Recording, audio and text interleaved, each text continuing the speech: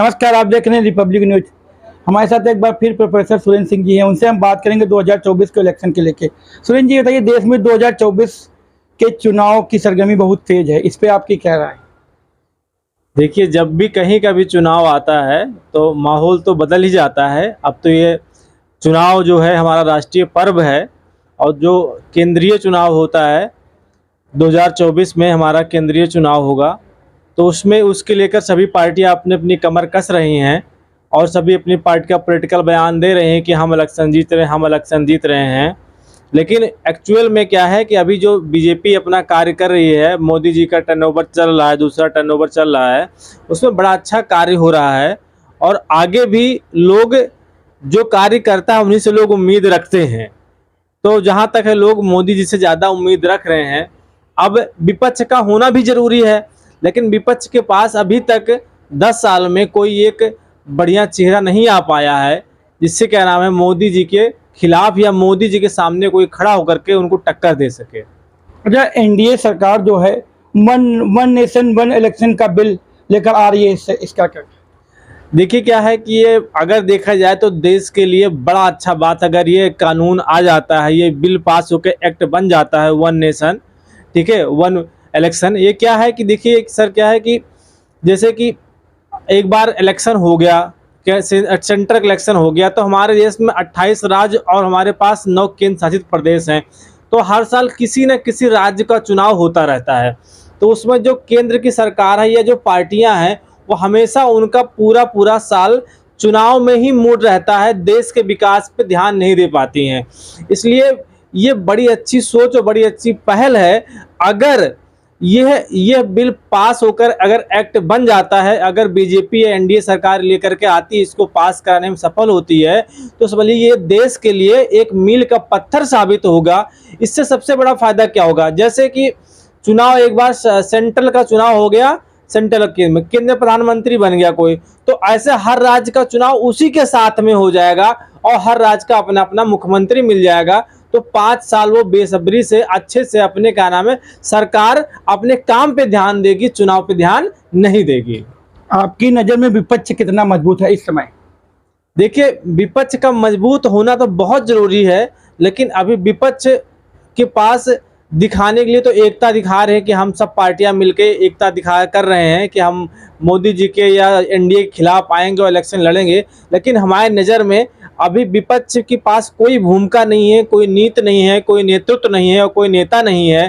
तो अभी तो कोई उनके पास कोई प्लान भी नहीं है कि हम 2024 में आएंगे, क्या करेंगे, हमारी क्या फैसला होगा, हमारे एजुकेशन को लेकर क्या होगा, नीति को लेकर क्या होगी, हमारे भविष्य में हम देश में कौन कौन सा फैसला लें, कैसे हम देश को आगे ले जाएंगे, इसके लिए उनके लिए कोई नीति नहीं। तो हमें नहीं लगता है कि कोई उनका बड़ा नेतृत्व है, कोई काम कर रहा है। जब बीजेपी पार्टी जो बहुत देश की बहुत बड़ी पार्टी है, क्या दोबारा की बार प्रधानमंत्री को फिर से प्रधानमंत्री जो नरेंद्र मोदी जी हैं उनको फिर से प्रधानमंत्री बनाया पाएगी? देखिए, बीजेपी जो है देश की नहीं पूरे विश्व की सबसे बड़ी पार्टी है और जो बीजेपी के पास जो कार्यकर्ता है वो धरातल से लेकर के वो बड़े शिखर तक वो काम करते हैं। और वहाँ पे बीजेपी में सबसे अच्छी बड़ी बात, बीजेपी का प्रवक्ता नहीं हूँ ना उनकी बातें करूँ, लेकिन बीजेपी को मैं बहुत करीब से जानता हूँ। उसमें एक कार्यकर्ता भी उठ के प्रधानमंत्री बन सकता है अगर वो काम करता रहा तो, ठीक है। तो जो मोदी जी हैं, मोदी जी जरूर 2024 में एक बार फिर से प्रधानमंत्री बनेंगे, ये हमको भरोसा है। और देश में जो उन्होंने तरक्की किया, जो काम किया है और जो विदेशों में उन्होंने काम किया है, विदेशों में जो झंडे आज गाड़ दिए हैं भारत ने, वो मोदी जी की फॉरेन पॉलिसी है या जयशंकर जी की फॉरेन पॉलिसी है या कह सकते हैं कि बीजेपी की फॉरेन पॉलिसी है। ये बड़ी अच्छी है। जो देश के आज हम अगर किसी देश में जाते हैं या विदेश में जाते हैं तो हम कहते हैं आई एम इंडियन, तो मुझे फक्र होता है और वहाँ के लोग मुझे बहुत ऑनर देते हैं। उत्तर प्रदेश के मुख्यमंत्री योगी आदित्यनाथ हैं, इनके बारे में आपके क्या राय है? देखिए, योगी आदित्यनाथ जी तो अब भारत के नहीं, प्रदेश के नहीं, पूरे विश्व के एक फायर ब्रांड नेता हैं और उनकी जो छवि है काम करने की वो बिल्कुल अलग है। आज वो देश में नहीं पूरे विश्व में अलग है। उनका काम है टिट फॉर टैट, जैसे को तैसा। अगर आप गलत करोगे तो आपको गलत तरीके से ही आपके साथ किया जाएगा, ठीक है। मतलब उनका कहने का मतलब तात्पर्य यह है कि आप न्याय व्यवस्था से, संविधान से आप खिलवाड़ नहीं कर सकते हो, चाहे आप नेता हो, चाहे आप माफिया हो, चाहे जो कुछ भी हो। कानून का शासन होगा, कानून का राज्य होगा। और हम ये भी कह सकते हैं बहुत बड़े दिल से, क्योंकि हम अवध के रहने वाले हैं, हमारा गोंडा में घर पड़ता है और हमारे बगल हमारे 15-20 किलोमीटर हमारे अयोध्या है। तो कह सकते हैं कि राम राज्य जैसा होना चाहिए, वैसे उत्तर प्रदेश में इस समय राम राज्य है।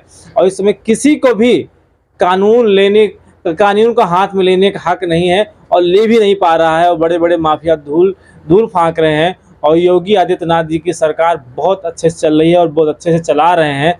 और आगे उम्मीद है वो देश को नेतृत्व करेंगे, मोदी जी के बाद वो प्रधानमंत्री बनेंगे। 2024 के इलेक्शन में उत्तर प्रदेश सरकार की क्या भूमिका रहेगी? देखिए, उत्तर प्रदेश ही तय करता है कि कौन प्रधानमंत्री होगा, कौन प्रधानमंत्री नहीं होगा। क्योंकि 80 लोकसभा सीटें हैं प्रदेश में, और 80 लोकसभा सीट में ये डिसाइड हो जाता है कि अगर आप 70 भी जीत गए, 7 भी जीत गए, तो समझिए कि आप यहाँ से एक प्रधानमंत्री तय कर देते हैं। 2014 से लेकर 2019 और 2019 से लेकर 2024 उत्तर प्रदेश ने तय कर दिया है कि प्रधानमंत्री कौन बनेगा। तो फिर से उत्तर प्रदेश डिसाइड करेगा कि यूपी डिसाइड करेगा कि प्रधानमंत्री कौन बनेगा। तो यूपी की बहुत बड़ी भूमिका है। ये साथ हमारे प्रोफेसर सुरेंद्र सिंह जी थे, जिन्होंने 2024 के इलेक्शन को लेकर अपनी राय रखी।